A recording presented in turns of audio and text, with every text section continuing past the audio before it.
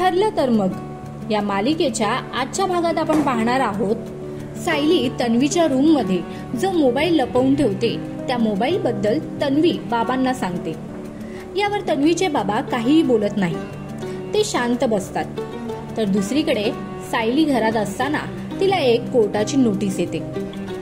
तेव्हा तन्वी तिला सांगायला जाते की तू माझ्या रूम मध्ये मोबाईल फोन ठेवून जे काही वागली त्यामुळे बाबांनी तुला कोर्टाची नोटीस पाठवली आहे। सायली तिला काहीही बोलत नाही, शांत होते।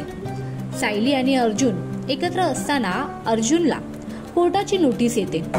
तेव्हा सायली विचारते याच्यात नेमके लिहिले काय आहे। तेव्हा अर्जुन बोलतो की दामिनी देशमुख आपल्याला उद्या कोर्टात बोलवले आहे। मग तुम्हाला काय वाटते येणाऱ्या भागात काय होईल? अर्जुन कोर्टाच्या नोटीसला काय प्रत्युत्तर देईल?